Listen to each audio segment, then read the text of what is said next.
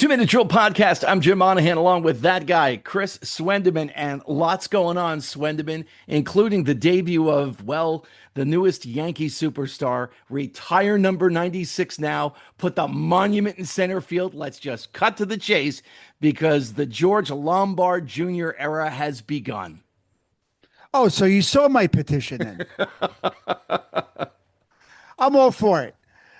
No, I mean, he's off to a great start. He's been a great spark for the team. He looks the part to me.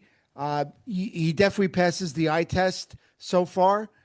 And I think what it is I think he is just generally a more naturally gifted ball player than Volpe.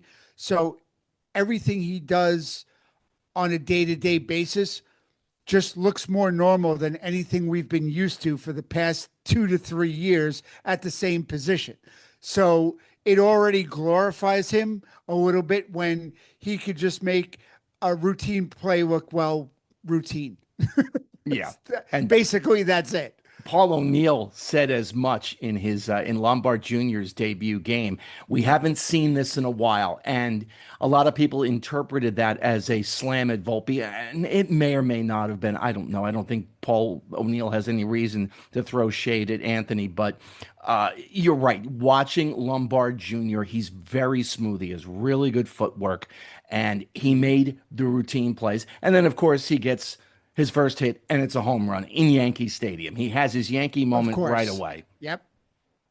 Yeah, I mean there are plenty of players that have hit home runs in their first at bat, so it's not like that's going to set the tone, but it was a great way to start considering everything they've gone through with Volpe and Dominguez and enter whoever other players you want, Wells on and on, it's been great to see him get off to the start everybody hoped he was going to have. So he's off to a good start.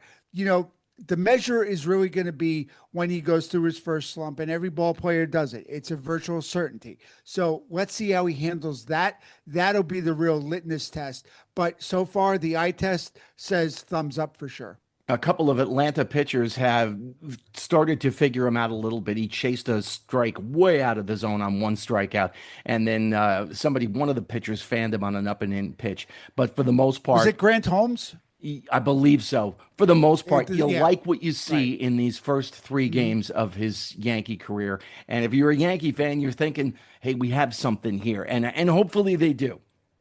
Right. Yeah, and hopefully he'll be the type of player you can move up in the order because I really don't think Trent Grisham setting the table for this team is good. This is why they have a 230 batting average as a team. That needs to improve. And over the last couple of weeks, your on base percentage leader is none other than the Austin Wells. So that tells you everything you need to know about how the last couple of weeks are going for this team. That's a scary thought if Austin Wells is in that position. Exactly. The thing Yeah. with Lombard Jr., much like Volpe, a first round pick, I think, what was he, the 26th pick a He was couple the of years ago? 26th pick overall of the 2023 draft. Volpe was the 30th pick in the first round of the 2019 draft. They're both very, Correct. very similar, both signing, Hmm.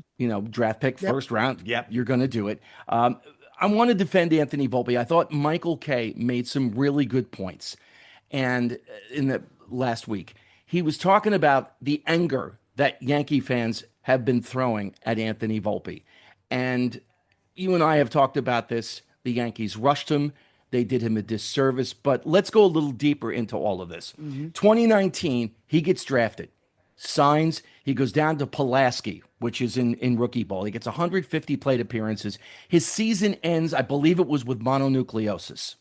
So he gets his Okay. feet wet a little Right. bit, but isn't able to play a full season. 2020, COVID. Now he misses an Right. entire season. 2021, he goes back and forth from low A to high A, and he has a decent year. He hits 284. He hits 27 home runs.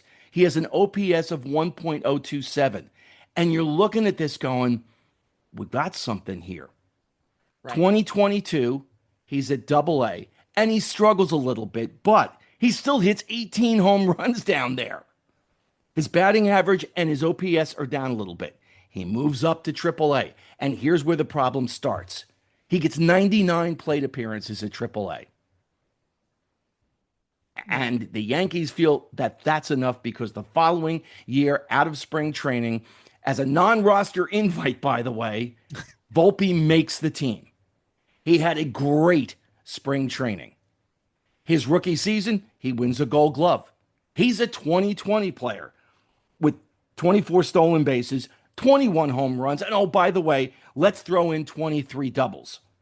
So you're looking at this and going, all right, the batting average isn't much, on base isn't much, but we're getting some power from this kid. And you're thinking, And all right, we've got something here. And then we know what we've seen the past couple of years. He plays with an injury in 2025 that requires surgery. Now, the Yankees knew he was hurt. I don't know. Did he hide it? How bad it hurt? I have no idea. But every time the Yankees sent him down, they had an opportunity to put him at a different position. Coming up before he got hurt, before he got called up to the minors, I think he played a total of 3 or 4 games at a position other than shortstop. Played a handful of games at third, and I think he played one at second. So he goes down this year. They put him in the minors, right. work his way back through a rehab start. Did they put him at second base? Nope. No, not in the least. And we heard some talk that he had told people, I won't play second base. And Joel Sherman said it, and Michael Kay said it, and then both of them backtracked it. Right. I still think there might be a slight kernel of truth. Either way, Anthony's now been down for 3 games. How many of those games do you think he's played at second base? One. One. The other 2 at shortstop. Correct. Oswaldo Cabrera, by the way, is on that team. He Yep. can play shortstop. If the Yankees are serious about getting Anthony Volpe right, what are you doing playing him at shortstop at AAA? It makes no sense whatsoever. You rush the kid, it got into his head, Right. and now you're in a situation where you can reset him, and you're not doing it. I don't understand. Please, somebody make it clear this up for me, why the Yankees are doing this. And it's funny because either the first game down, I think it was his first game that he played in. He booted a ball the first. Made a throwing error. He made a throwing error. And it was like, oh, see, the fans are like, oh, let's share this video. Look, Volpe goes down there and he's making an error down there. Blah, blah. Well, you know what? If you don't ever give him a chance to get right, it's going to keep happening. Yeah, it's almost like the Yankees have manifested this because they never got him right. You and I said at the start of this year, do not rush him back. Let him stay. Let him get consistency in AAA. Let him get his footing under him and a consistent basis where he's hitting, he's fielding, all at a progressive level and an even keel. And they never did. They brought him back when he was able, and the collective Yankee fan base went, oh, and they were right. But does he deserve the vitriol that he's getting from Yankee fans? No. It's not on him. You want to be mad at Cashman. Be mad at the Yankees front office. Be mad at Boone if you want he's always going to stick up for his guys, but between him and Cashman, they're the ones who made the decision. You know what? Let's bring him back. We're going to put him back at shortstop and put him back in the lineup. And it didn't work. It was just they kept looking for that. Aha. See, we knew better than you. We knew it was going to work, and it never did. And now they're kind of like, all right, well, Lombard's playing really well, and we're going to try him.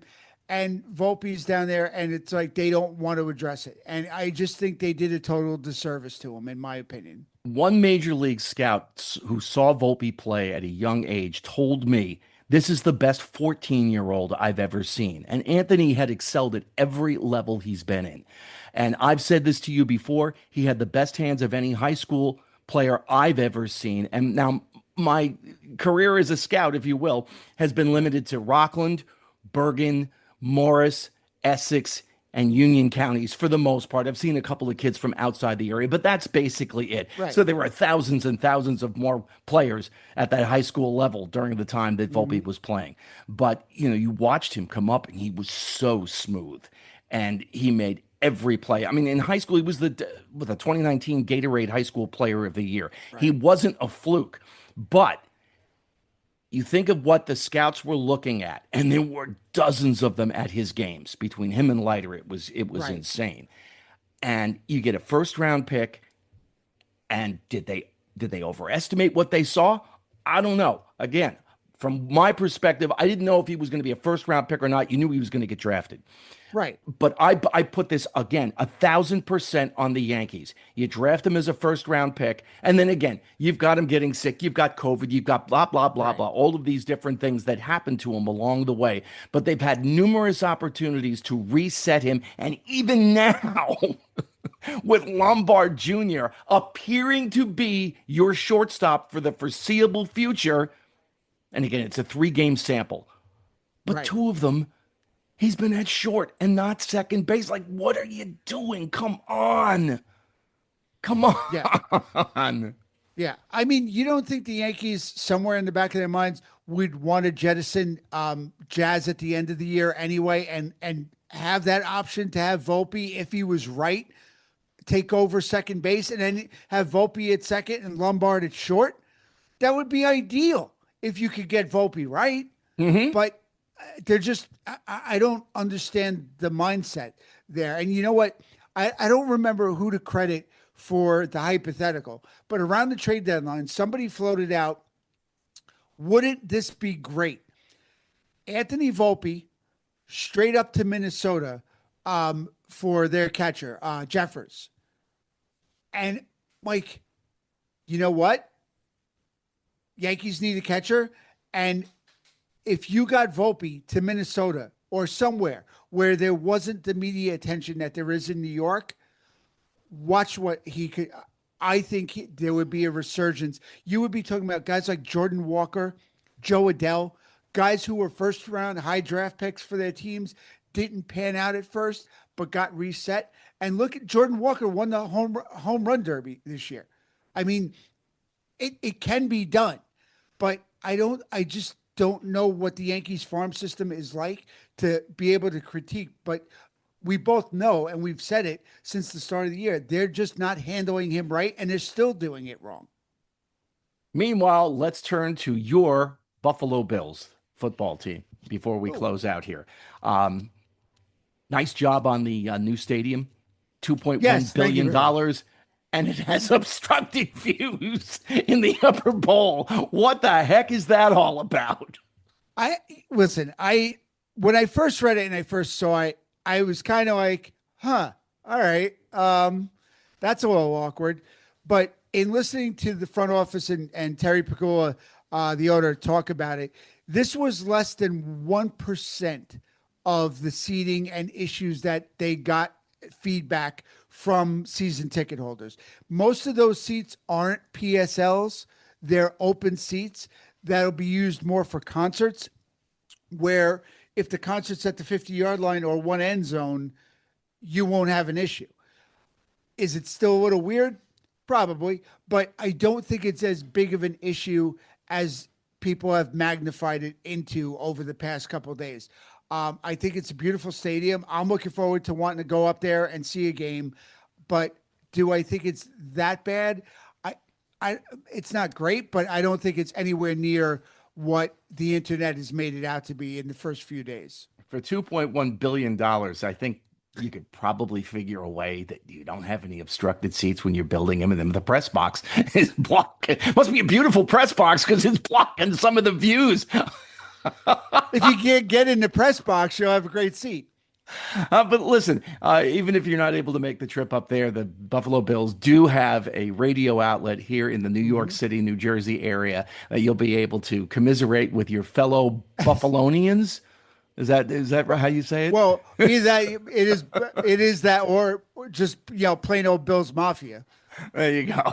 All right. Well, if you do happen to make a road trip up there, hopefully you don't sit behind an obstructed seat. I'd hate. I mean, they don't have columns anymore. You think, how could it No. possibly be an obstructed view? Right. It's funny because of the days like what was it, Detroit Stadium where people sat behind poles. I mean, the old Boston Garden when the Celtics and the Bruins, but people sat behind poles. Yeah. So they've cut. Yeah.